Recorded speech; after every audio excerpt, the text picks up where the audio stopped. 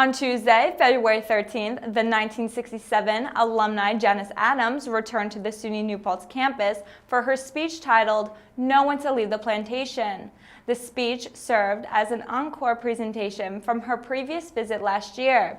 WNPC-TV's Emily Lugo filed the following report. Emmy Award-winning journalist, historian, and publisher Dr. Janus Adams is the best-selling author of 11 books. She is the founder of children's published company Backpacks and Harambe, the first national book club for African American literature and culture. Among these accolades, she is also one of SUNY New Paltz's very own, graduating from the university in 1967 with a degree in theater arts.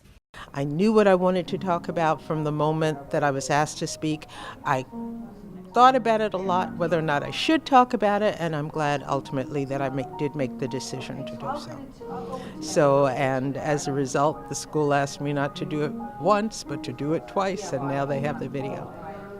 Students, faculty, and community members came together once again to hear the wise and passionate words of Adams. Her speech titled "Know When to Leave the Plantation" drew upon many of the experiences she had while growing up during the heat of the civil rights era in America, as well as inspiration for an ever brighter future in which people of all walks of life have equal opportunities. Although we have, there are some improvements, because if you compare her stories as to the time when she was here in New Paltz and the time to be here in New Paltz now, it's very different, but there's still some situations that we still see present in our current society. In her speech, she remarked how difficult it was for her to overcome the harrowing experiences of her youth, but insisted that it served as a powerful reminder that segregation was still found untamed even in her community. The crowd listened closely as Adams continued her story to where she is now a renowned author, historian, and celebrated talk show host. Definitely first step is to create space for people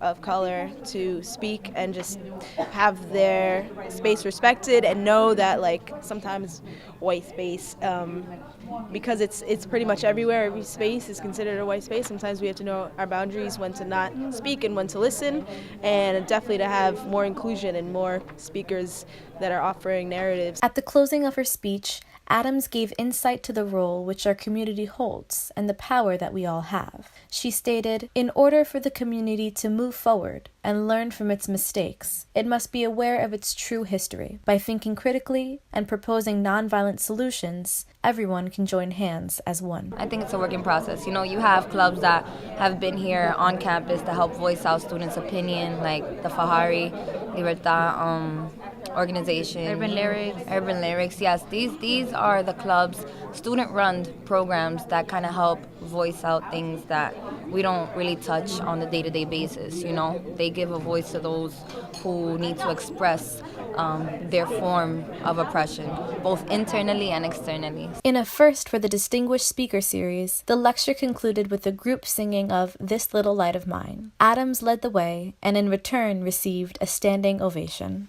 For more information on the 2017 Distinguished Speaker Janus Adams and her current and past projects, visit her website at janusadams.com. I'm Emily Lugo for WNPC-TV.